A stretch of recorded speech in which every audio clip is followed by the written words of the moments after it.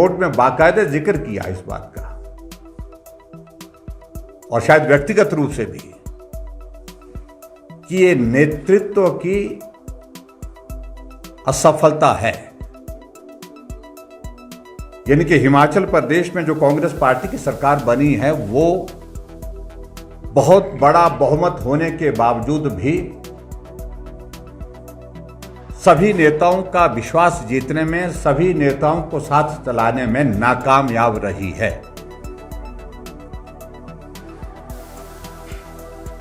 और इसके एक उदाहरण नहीं, अनेकों उदाहरण आप सबके सामने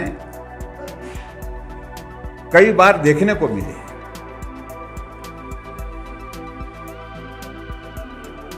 पहली बात तो मैं यही कहूंगा कि हिमाचल प्रदेश में जब राज्यसभा की सीट कांग्रेस बहुत बड़े बहुमत के बाद हार गई, तो प्रश्न यह पैदा होता है कि क्या उनको सत्ता में रहने का नैतिक अधिकार है? नैतिकता ये बोलती है कम से कम व्यक्तिगत रूप से मुख्यमंत्री को उसकी जिम्मेवारी लेनी चाहिए और नैतिकता के आधार पर त्यागपत्र दे देना चाहिए। लेकिन त्यागपत्र नहीं दिया गया। और मैं इस बात को भी बड़ा साफ कह रहा हूं, स्पष्ट कह रहा हूं, कांग्रेस पार्टी के अंदर जो अलग अलग जो ग्रुप हैं, उनने बड़ा ईमानदारी से प्रयास किया कि मुख्यमंत्री त्यागपत्र दें। जब कांग्रेस पार्टी के केंद्र के नेतृत्व को वो सब लोग अलग अलग मिले हैं, उन्होंने यही कहा है, और ये हमारी जानकारी है कि कांग्रेस के जो केंद्र का जो नेतृत्व आया था, उन्होंने भी ऊपर इस बात को कहा है कि हिमाचल प्रदेश में कांग्रेस के बहुतायत, जिनका नंबर काफी बड़ा, एक साइजेबल नंबर है, वो सब लोग चाहते हैं कि हिमाचल प्रदेश में नेतृत्व परिवर्तन किया जाए। अगर नेतृत्व परिवर्तन की अगर बात कही है, तो शायद कांग्रेस के केंद्रीय नेतृत्व को यह लगा कि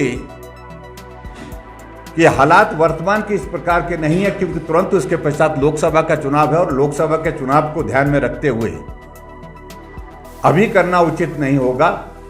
तो इसलिए उन सभी नेताओं को जो त्यागपत्र मांग रहे थे, जो इर्द गिर्द बैठे हैं, चाहे वो दाएं बैठे थे चाहे वो बाएं बैठे थे, कल की पत्रकार वार्ता में उनको यही कहा गया है कि लोकसभा का चुनाव निकलने दीजिए, उसके बाद जो है आपकी बात को सुना जाएगा, माना जाएगा। और अभी लोकसभा के चुनाव हैं, और लोकसभा के चुनाव को देखते हुए कांग्रेस पार्टी के नेतृत्व को यह लग रहा है कि राज्यसभा की सीट बहुमत के बावजूद हार गए। हिमाचल प्रदेश में बजट उस सूरत में पास कर पाया जब भारतीय जनता पार्टी के 15 विधायकों को सस्पेंड किया गया। इससे बड़ा कोई उदाहरण हो नहीं सकते हैं बहुमत खोने के।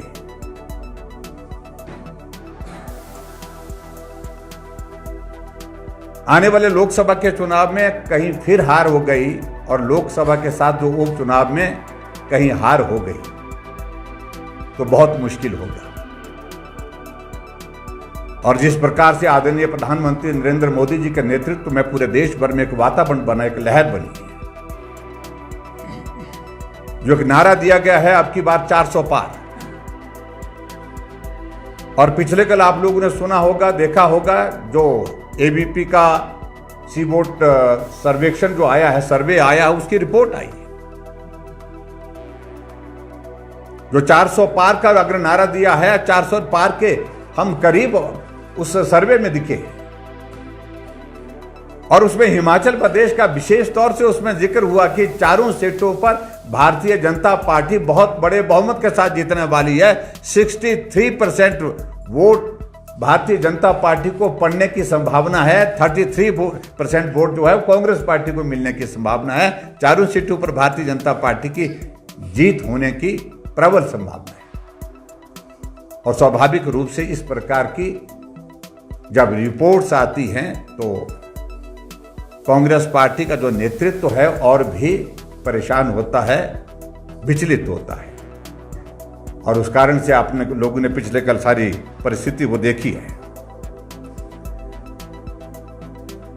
मैं व्यक्तिगत रूप से किसी के बारे में ज्यादा कहना नहीं चाहता।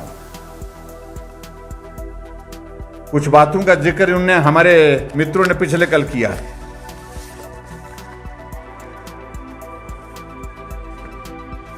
एक तो ये कहा है कि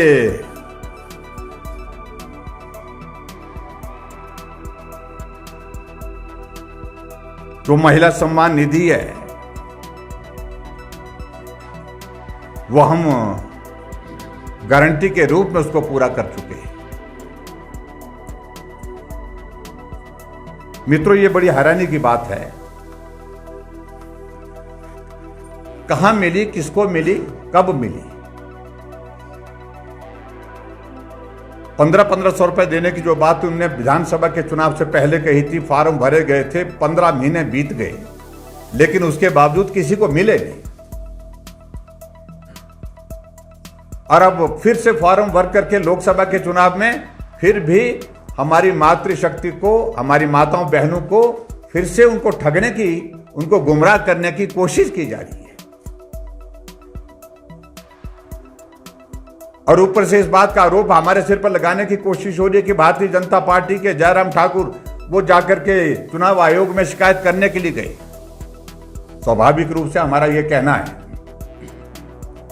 अगर महिला सम्मान निधि अगर आपको देनी थी तो हिमाचल प्रदेश में हाल ही में बजट सत्र था, बजट में उसका प्रावधान होता तो समझ में आता। बजट प्रावधान में एक पैसे का जिक्र नहीं है, इस योजना का ही जिक्र नहीं है। और बजट रखा नहीं गया है। बजट पारित होने के 5 दिन के बाद प्रेस कॉन्फ्रेंस करके मुख्यमंत्री कहते हैं क्योंकि लोकसभा का चुनाव आ गया, लोकसभा के चुनाव में हम कैसे जाएंगे लोगों के बीच में, इस बात का डर मन में था। इस कारण से उन्होंने तय किया कि ये करना पड़ेगा। दबाव आया और उसके बाद उन्होंने प्रेस कॉन्फ्रेंस के 4-5 मिनट की प्रेस कॉन्फ्रेंस में ये घोषणा करके धन्यवाद किया आप सबका। जब आप लोग पूछने भी लगे तो उनकी ओर से एक ही शब्द होता है, धन्यवाद। धन्यवाद करके चले गए जब बजट प्रावधान नहीं है। और हमने चुनाव आयोग में इस बात के लिए कहा कि इंदिरा गांधी जी के फोटो के साथ और उसके साथ साथ में मुख्यमंत्री के फोटो के साथ चुनाव आचार संहिता लागू होने के बावजूद वो फॉर्म भरे जा रहे हैं। क्या गलत किया उसमें? अगर आपको ईमानदारी से अगर महिला सम्मान निधि देनी तो 15 महीने में किसने आपके हाथ बांध के रखे? क्या इस प्रश्न का उत्तर है आपके पास? ये बार बार जिस प्रकार से झूठ बोल करके गुमराह करने की कोशिश की जा रही है और हमारी माताओं बहनों को जलील करने के एक तरह के मैं कह सकता हूं ये प्रयास है जो दुर्भाग्यपूर्ण है। इसमें सफलता नहीं होगी, मैं बड़ा साफ कह रहा हूं। और इसके बाद और कहा कि अगर 2 महीने का अभी चुनाव के दौरान का अगर नहीं मिला तो हम 3000 रुपए जो है वो जून के महीने में देंगे। यही कहा शायद। क्या ये चुनाव आचार संहिता का उल्लंघन नहीं है? इसलिए मुख्यमंत्री कितने विचलित हैं, उन्हें मालूम नहीं पड़ रहा है कि चुनाव आचार संहिता लागू है और इस वक्त हमको कोई घोषणा नहीं करनी है। और इसको भी हम निश्चित रूप से हम विचार करेंगे, इसके बारे में क्या पार्टी का मत बनता है आगे इस बात को लेकर के बताएंगे। और दूसरी बात, हमारे उप मुख्यमंत्री जी ने कहा कि हमारी सरकार बिल्कुल स्थिर है। हम कहां बोल रहे हैं अस्थिर है? ये बार बार कहने की आवश्यकता क्यों है? आवश्यकता बार बार इसलिए कहने की पड़ रही कि स्थिर नहीं है। और उसके उदाहरण एक कहने की आवश्यकता नहीं है। मैं आपको यही कहूंगा कि हिमाचल प्रदेश में जो वर्तमान परिस्थिति बन रही है, वो कह रहे हैं कि आंकड़े बताओ कैसे होगा कैसे होगा। हम इस बात को लेकर के कुछ आंकड़ों में नहीं जाना चाहते, तो हम तो इतने ही कहते हैं कि राज्यसभा के बारे में भी यही कहा जाता था कि 1 आदमी होगा, 2 आदमी होंगे, 3 आदमी होंगे। हम तो 43 है, 43 हैं। जब राज्यसभा के सिलसिले में भी यही कहा जा रहा था कैसे होगा, जो हो गया आपके सामने है। कांग्रेस के विधायकों ने कांग्रेस से विवश होकर के कांग्रेस पार्टी छोड़ने के मन के साथ बड़ा कदम उठाया।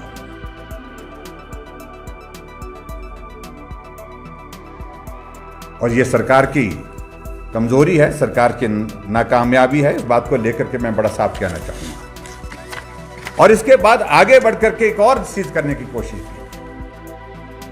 विधानसभा के चुनाव के दिनों में ओपीएस के इशू को लेकर के बहुत ज्यादा हमने बोला, और उस सारी चीज को लेकर के इनके पहली कैबिनेट की बैठक में कहा था हमने, उसमें उस दिशा में बात तो की, लेकिन उसके बावजूद वक्त बहुत ज्यादा लग गया ओपीएस लागू करने की दिशा में। उसका हमने न तब विरोध किया, न आज विरोध कर रहे हैं।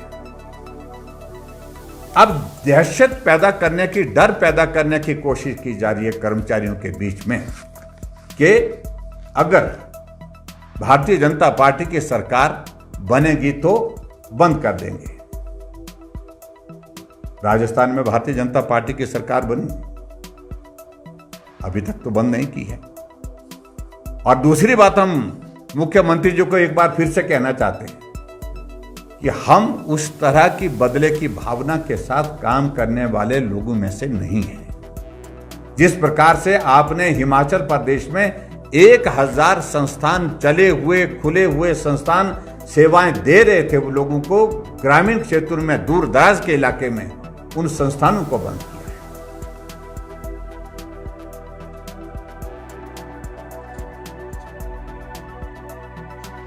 मैं सिर्फ इस बारे में सिर्फ इतना ही कहूंगा कि भारतीय जनता पार्टी को बदले की भावना के साथ काम करने की मंशा ना पहले रखती है ना आज रखती है।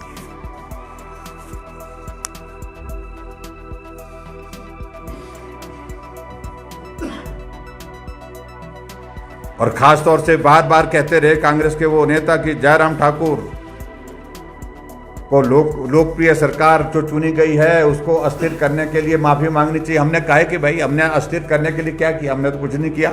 जो कुछ भी किया आपके ही साथ में चलने वाले लोग थे। लेकिन हालात क्यों बने इस प्रकार के? हालात इसलिए बने कि जब लोकतांत्रिक व्यवस्था में चुने हुए प्रतिनिधियों को जो सम्मान मिलना चाहिए, जो पहचान मिलनी चाहिए, जो स्थान मिलना चाहिए, वो आपने नहीं दिया।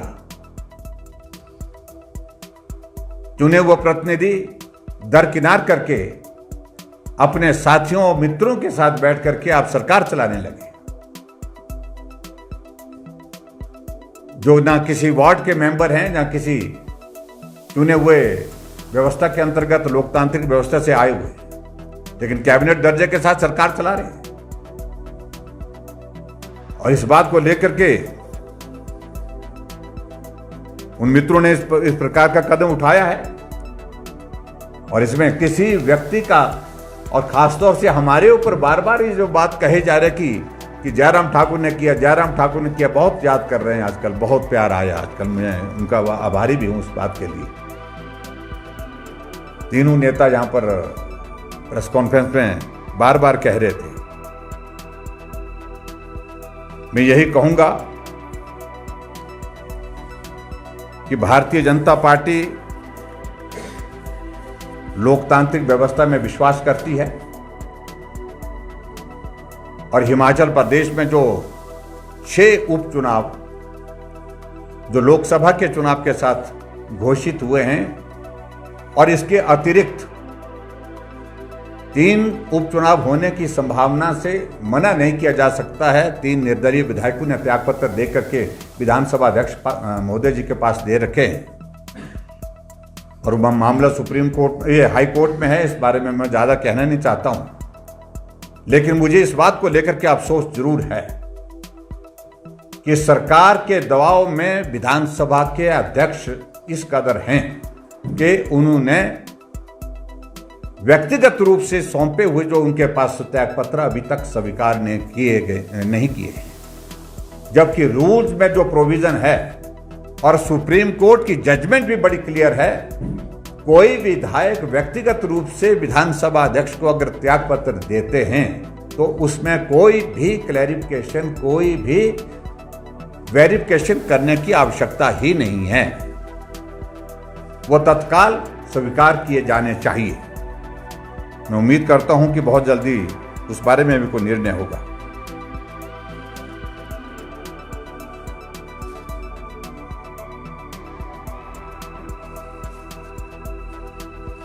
कहा कि हमने 2 उम्मीदवार अपने घोषित किए हैं 4 लोकसभा क्षेत्र में से, ये बहुत बड़ी उपलब्धि है उनकी।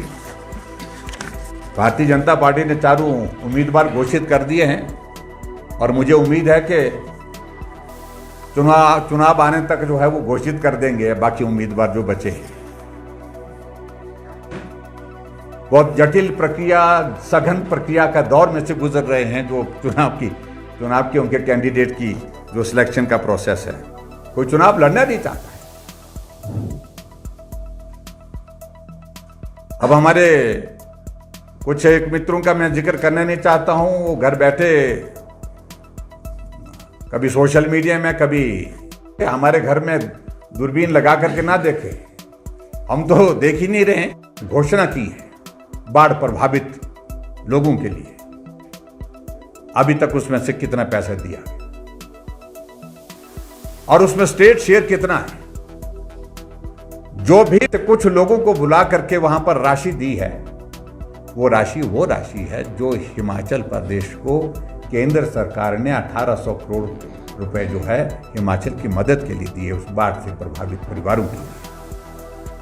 और मैं यहां जिम्मेदारी के साथ ये आरोप लगा रहा हूं, अभी भी हिमाचल प्रदेश में हजारों की संख्या में ऐसे परिवार हैं जहां अभी घर टूटने के बावजूद, घर नहीं रहने के लायक रहा, उसके बावजूद बगीचा बह करके चला गया, पशुशाला चले गई, पशु चले गए, अभी तक पटवारी तक नहीं पहुंचा है रिपोर्ट देने के लिए। हजारों की तादाद में ऐसे लोग हैं जिनके घर रहने के लायक नहीं रहे, और रहने के लायक नहीं रहे उसके बावजूद भी उनको अभी तक एक पैसा नहीं मिला है।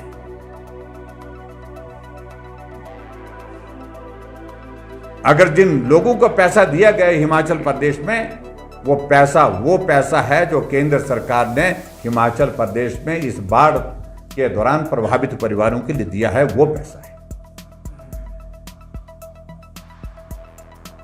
और उसमें मेरा ये आरोप भी है, उसमें भी चुन चुन करके उन परिवारों को देने की बात की हमने जो एक दल के हैं, सत्तारूढ़ दल के हैं, उन परिवारों को वो पैसा देने की कोशिश की है। ये भी मैं उनके ऊपर आरोप लगाता हूं और इस बात को लेकर के मैं साफ कहता हूं। हमारे पास इस तरह के एक ने अनेकों चीजें जो हमारे पास हमारे ध्यान में आई है। और इसके अतिरिक्त बहुत बातों का जिक्र हुआ है।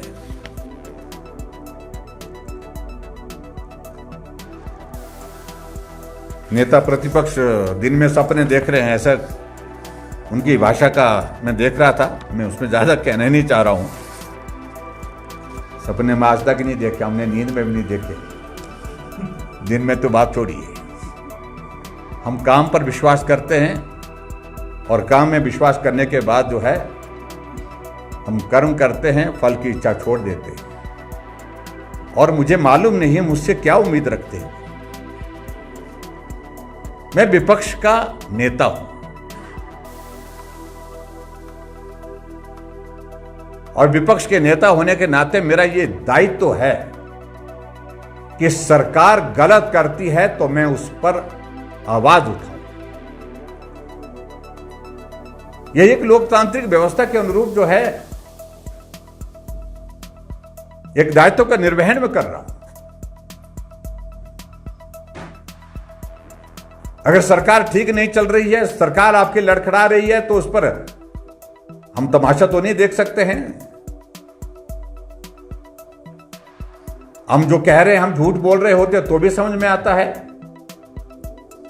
हमने एक एक बात को तथ्य के साथ आपके सामने रखा है। और इसलिए खासतौर से जो जिस प्रकार से वो ये बातें कह रहे हैं, ये बहुत बड़ी एक उनकी बौखलाहट है। उपचुनाव की अधिकांश सीटों पर कांग्रेस अभी तक संकट में, किसको टिकट दिया जाए किसको टिकट ना दिया जाए इसका निर्णय नहीं कर पा रहे हैं। लोकसभा की 4 सीटों पर 2 सीटों का फैसला हुआ है। 2 सीटों के बारे में केंद्र ने जो उनका पैनल दिया था वो वापस कर दिया। अब वो उनकी पार्टी का विषय है, मैं उसके ज्यादा कुछ कहना नहीं चाह रहा, लेकिन मैं इतना जरूर कहना चाहता हूं कि हिमाचल प्रदेश में भारतीय जनता पार्टी 4 लोकसभा की सीटें भी जीतेगी और 4 लोकसभा सीट जीतने के साथ साथ में उपचुनाव के चाहे 6 चुनाव हो चाहे ये चुनाव 9, हम सब के सब जीतेंगे हिमाचल प्रदेश में।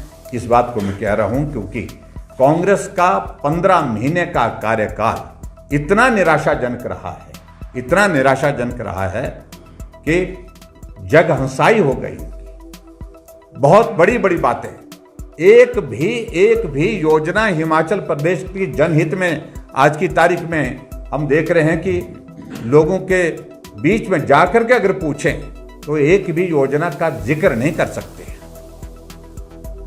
और उल्टे हमारे हिमाचल प्रदेश में हिमकेयर की योजना चलिए कोई बिल्कुल बंद कर दी है। आईजीएमसी में इलाज होना बंद हो गया, टांडा मेडिकल कॉलेज में इलाज होना बंद हो गया। सभी मेडिकल कॉलेज में, हॉस्पिटल में जो पैसा अभी तक जो है लगभग 300 करोड़ रुपए आयुष्मान भारत और हिमकेयर का जो देने को है वो पैसा नहीं दिया है। इससे बड़ा अमानवीय व्यवहार सरकार का हो नहीं सकता। जिन गरीब लोगों के लिए हमने मुफ्त में इलाज करने के लिए योजना बनाई, उस योजना के माध्यम से हजारों लाखों लोगों की जिंदगी बचाने में हम सफल हुए हैं, उनका इलाज करके उनको स्वस्थ जीवन देने में सफल हुए हैं, उनकी जिंदगी को संकट में डाल, उनके जीवन को संकट में डालने की कोशिश कर रही है वर्तमान सरकार, जो गरीब लोग अपना इलाज करने में असमर्थ हैं। जितना भी दया का भाव कांग्रेस की सरकार को है नहीं। और मैं इस बात के लिए एक बार फिर से प्रधानमंत्री नरेंद्र मोदी जी को, पार्टी के हमारे राष्ट्रीय अध्यक्ष को बहुत बहुत बधाई देता हूं, जो हमारा संकल्प पत्र 2024 के लिए जारी हुआ है, जिसमें बहुत महत्वपूर्ण बड़े बड़े एजेंडे, जिसमें ऐसा नहीं किया है कि लोक लुभावन चीजें नहीं की है। उसमें एक बात को लेकर के यही कहा कि भाई किसान सम्मान निधि हम जारी रखेंगे, 80 करोड़ गरीब लोगों के लिए मुफ्त इलाज की योजना को हम जारी रखेंगे। जिसमें एक बात को लेकर के आगे बढ़ करके ये जिक्र किया है कि आयुष्मान भारत भी हम जारी रखेंगे। आयुष्मान भारत के साथ साथ में जो 70 साल से ऊपर के बुजुर्ग लोग हैं उनको आयुष्मान भारत के दायरे में सभी को लेकर के उनको स्वास्थ्य की बेहतरीन सुविधा देने की कोशिश करेंगे, ये कहा है उसमें। और इसके अलावा एक बहुत बड़ा महत्वपूर्ण विषय को लेकर के प्रधानमंत्री जी ने जिसका जिक्र किया है कि 1 नेशन 1 इलेक्शन,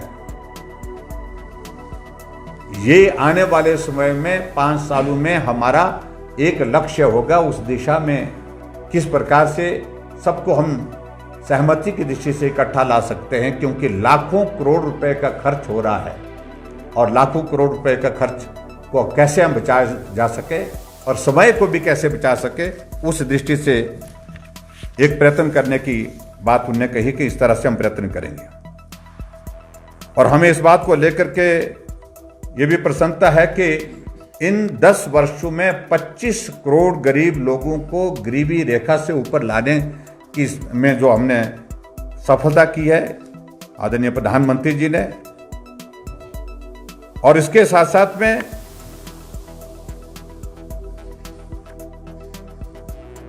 भ्रष्टाचार के खिलाफ प्रधानमंत्री जी ने बड़ा साफ और स्पष्ट शब्दों में कहा है कि हमारा प्रयत्न उस दिशा में इस प्रकार से रहेगा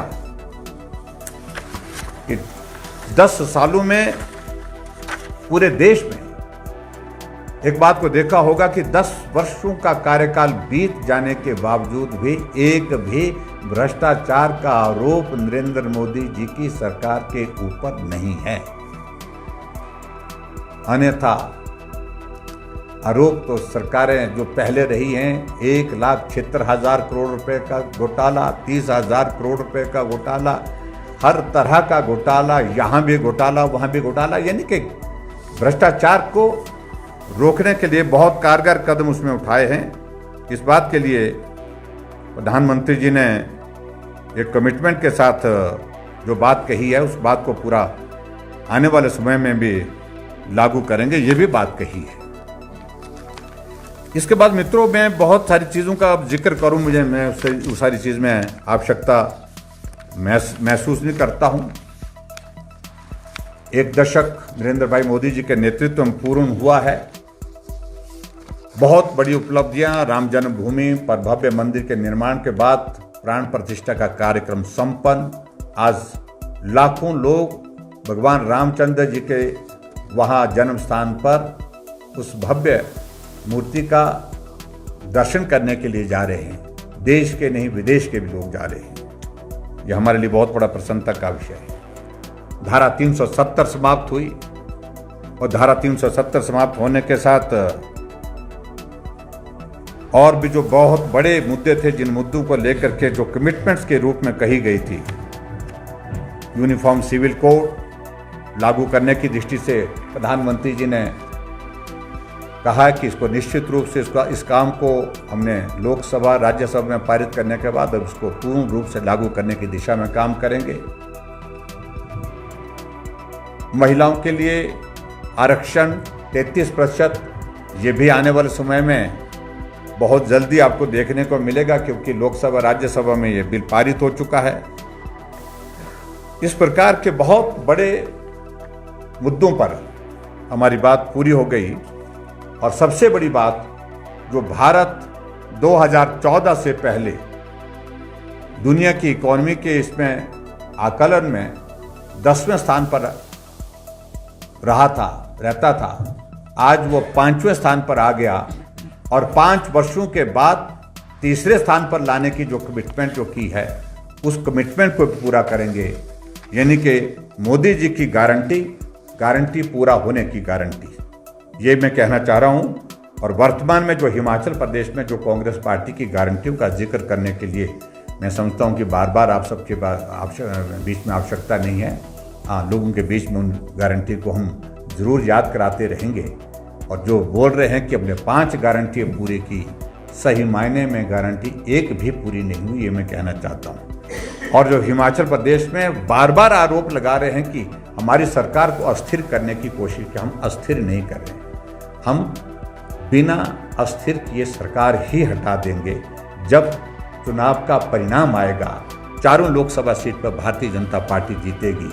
अगर ये उपचुनाव 9 के 9 हुए, 9 के 9 उपचुनाव जीत करके एक लोकतांत्रिक व्यवस्था के अनुरूप हिमाचल प्रदेश में सत्ता का परिवर्तन निश्चित रूप से होगा।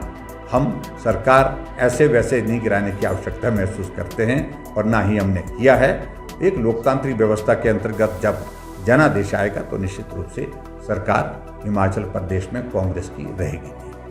मित्रों, आज की पत्रकार वार्ता में प्रमुख रूप से मुझे ऐसा लग रहा था कि कांग्रेस मुद्दों पर आधारित इस चुनाव की दृष्टि से बातें करेंगी, लेकिन अपनी बौखलाहट, अपनी चिंता, अपने सरकार की अस्थिरता, अपने सरकार के हालात को बार बार लोगों के सामने जाहिर कर रहे हैं। और लोग भी अच्छी तरह से समझ चुके हैं कि ये सरकार सही मायने में अब बहुत ज़्यादा लंबे वक्त की नहीं है। और निश्चित रूप से हिमाचल प्रदेश में लोकसभा के चुनाव के बाद जहां मतों की जब गणना होगी 4 तारीख को, तो निश्चित रूप से परिणाम इस प्रकार से आएगा। सरकार यहाँ भी भाजपा की होगी सरकार, दिल्ली में भी नरेंद्र भाई मोदी जी के नेतृत्व में भारतीय जनता पार्टी एनडीए की गठबंधन की सरकार। Thank you very much.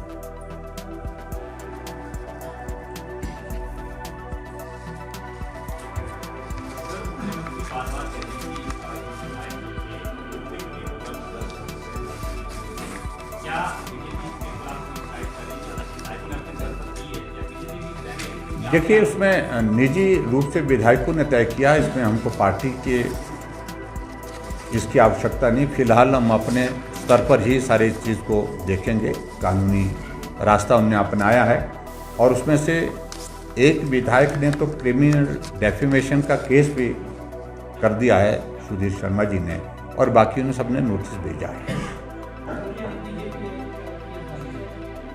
मैंने बात कही है जो उससे ज़्यादा कुछ कहने की आवश्यकता नहीं, जो मैंने बात कही है।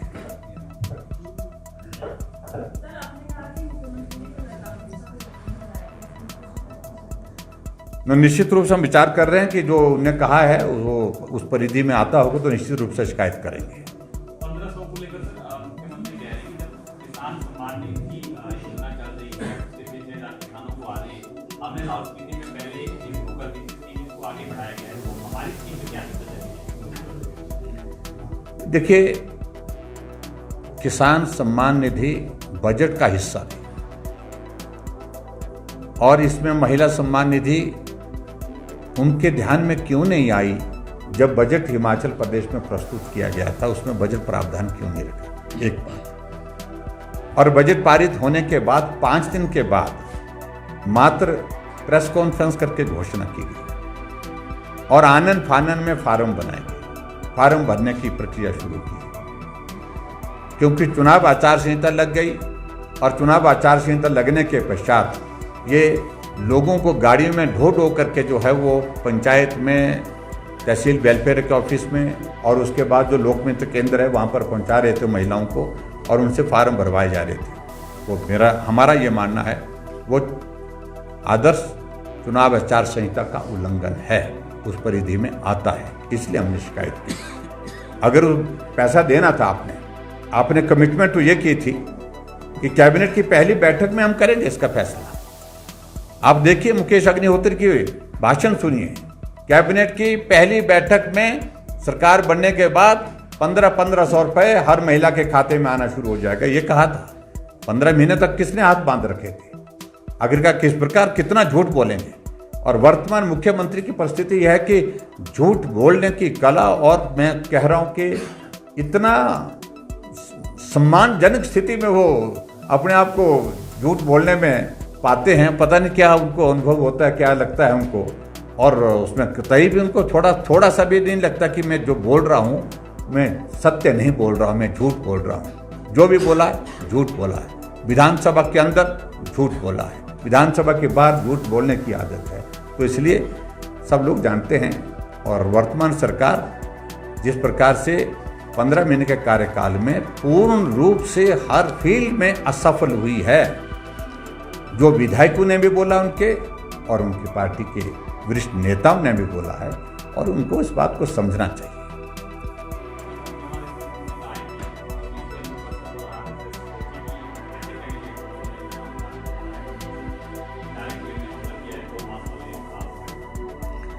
मैं समझता हूँ कि बहुत व्यक्तिगत बातों पर आ रहे हैं, थोड़ा उनको परहेज करना चाहिए। बहुत जल्दबाजी में हैं और बहुत ज़्यादा जोश में अपनी बातें कहे जा रहे हैं और थोड़ा उनको संयम करना चाहिए।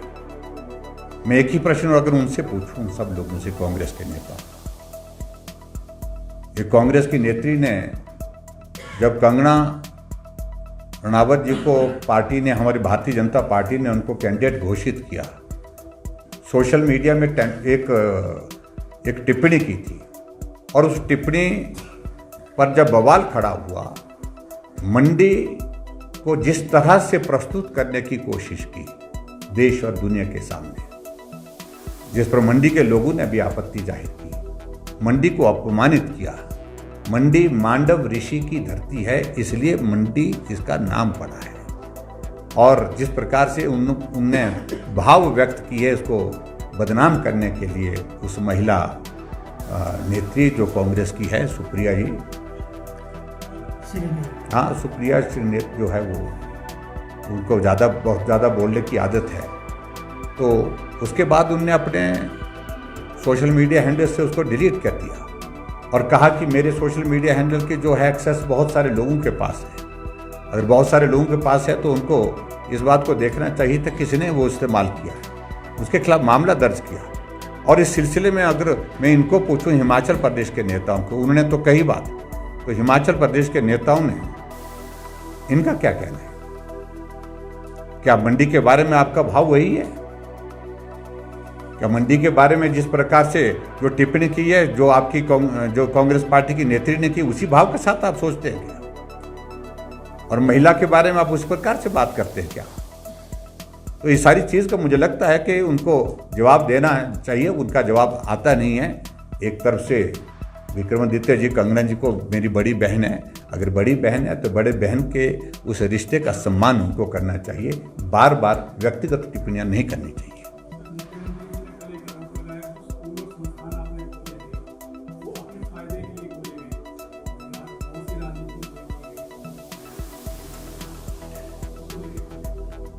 8-8 महीने से चले हुए संस्थान, 6-6 महीने से चले हुए संस्थान, जहाँ स्टाफिंग हो गई, बच्चों की एडमिशन्स हो गई, हॉस्पिटल खुले, डॉक्टर की पोस्टिंग हो गई, इलाज चल रहा था, वो संस्थान